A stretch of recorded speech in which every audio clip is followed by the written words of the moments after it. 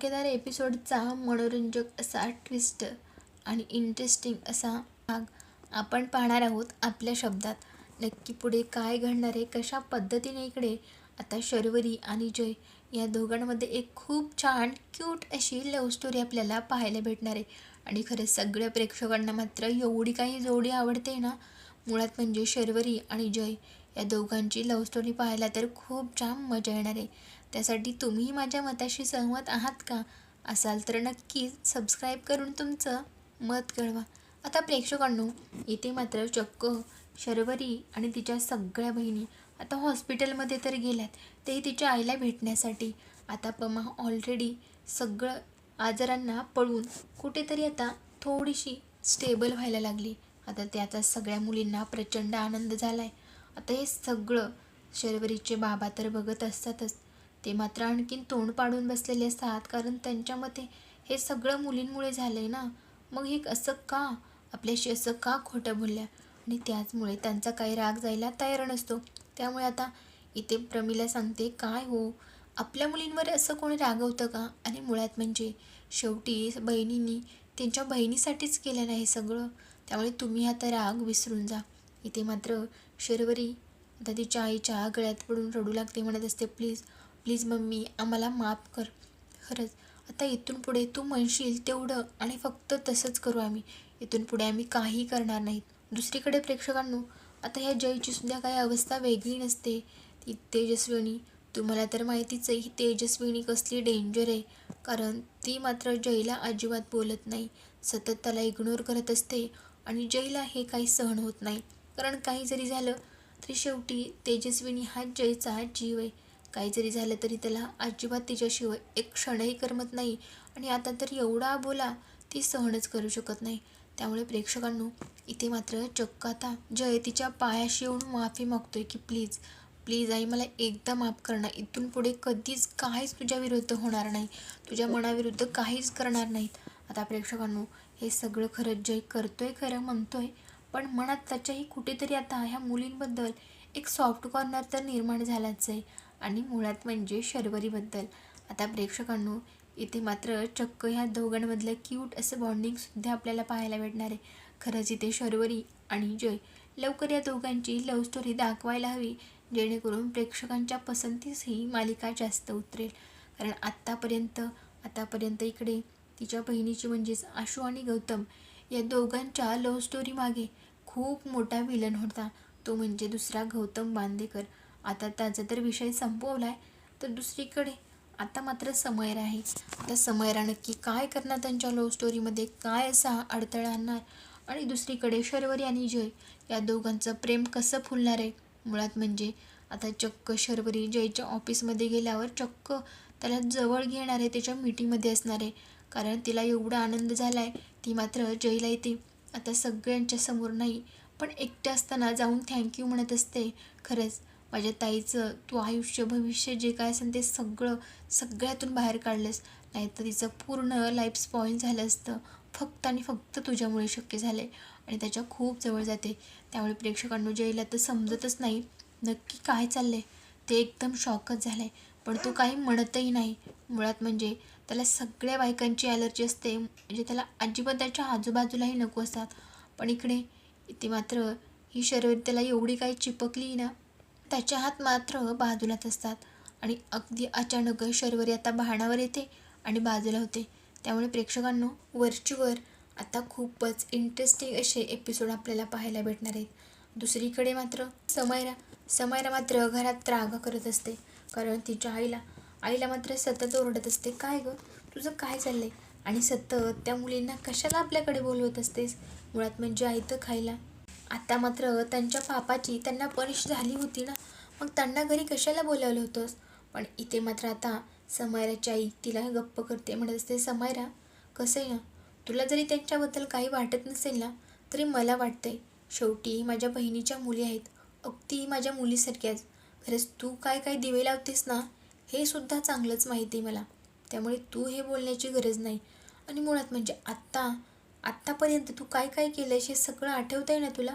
अगं तुझ्या चुकासुद्धा आम्ही माफ केल्यास ना, मग त्यांच्याकडून एक चूक झाली, त्यातही माफ करतील तिचे आईबाबा. आणि कधी कोणी आपल्या मुलांवर एवढंही कोणी राग धरू शकत नाही. त्यामुळे तू त्यांची काळजी करू नकोस. त्यांची काळजी करायला सगळे तिचे आई बाबा आम्ही समर्थ आहोत.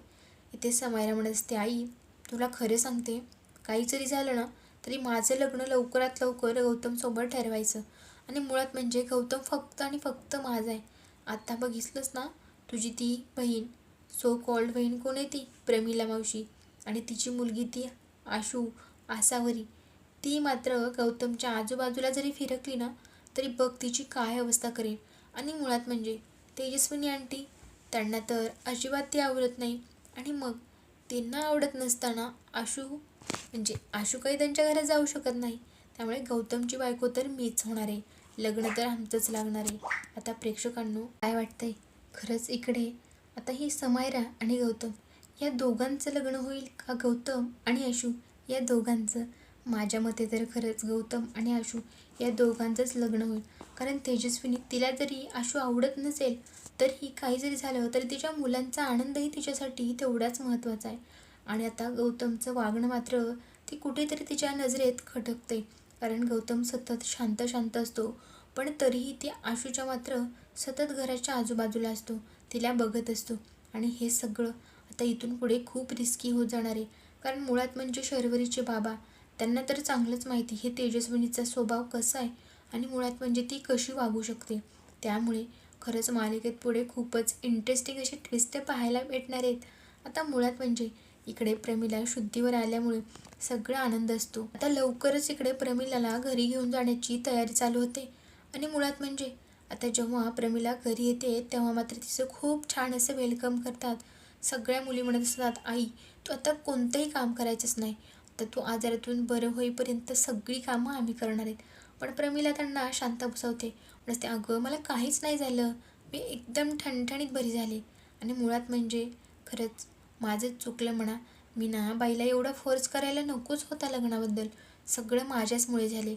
पण इथे मात्र आता आशू समजावते, म्हणते आई अगं असं का बोलतेस तू, खरंच मीही तुला नाही सांगू शकले काही, खरंच माझं चुकले, माझ्यामुळे तुला हे सगळं भोगावं लागलं. पण आता इथून पुढे तुझ्या मनाविरुद्ध मी काहीच करणार नाही. इथे मात्र तिची आई समजावणार आहे आता की बाई खरंच तू आतापर्यंत तुझ्या मनाविरुद्ध काहीच केलं नाहीस, तुझ्या मनासारखं कधी काय केलेस तू सांग ना, जे आम्हाला हवं होतं ते आणि तेवढंच केलेस तू फक्त. त्यामुळे इथून पुढे तुझ्या मनाविरुद्ध आता काहीच होणार नाही.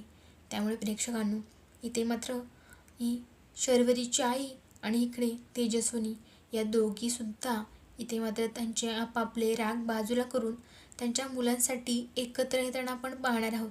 जरी इकडे तेजस्विनीला त्यांची राहणीमान, त्यांचं स्टेटस अजिबात आवडत नसेल, तरी इकडे तीही गौतमच्या आनंदासाठी आता फायनली इकडे आशूचं स्थळ सुचवणारच आहे. म्हणजे आता आशूसोबत त्याचं लग्न लावणार आहे. जरी ती दाखवत नसली, तिच्या मनात सध्या तरी राग आहे, पण जय मात्र बरोबर तिला समज देणारे, समजावून सांगणारे की कशा पद्धतीने आपल्याला त्यांच्याशी काय घेणं देणं आहे, त्यांच्या घराशी काय करायचं आहे, आपल्याला फक्त मुलगी हवी ना. अगं मुळात म्हणजे गौतमने जीव देण्याचा प्रयत्न केला होता, तुला माहिती आहे ना. आणि एकदा आपण त्याला वाचवले, परत तर त्याने तसं काय केलं तर काय करणार आहेत आपण सांग ना.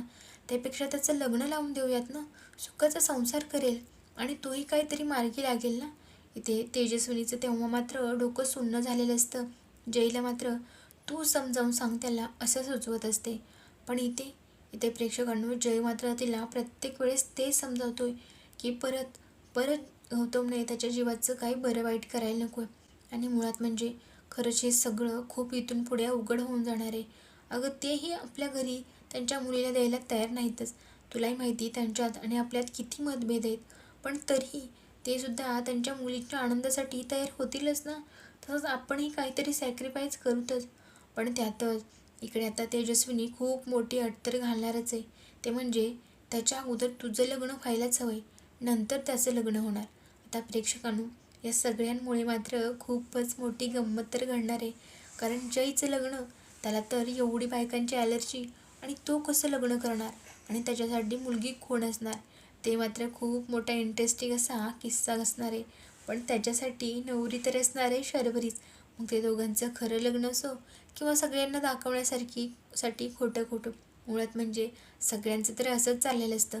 अगोदर खोटं लग्न, कॉन्ट्रॅक्ट मॅरेज किंवा एखादं काही काम असेल तर त्या कामापुरतं तेवढंच लग्न, सगळ्यासमोर दाखवायचं आमचं लग्न झालंय. दोघं असताना मात्र अगदी वेगळे. तसंच काहीसं आता खरं शर्वरी आणि जय हे दोघं सुद्धा लग्न करतील का? आणि नंतर मात्र इकडे आता गौतम आणि आशू या दोघांचं लग्न होईल. पण त्यातच समायरा काय मोठमोठे कारस्थान रचणार आहे हे सगळं आपण पाहणार आहोत. त्यासाठी चॅनलशी कनेक्ट राहा आणि सबस्क्राईब जरूर करा.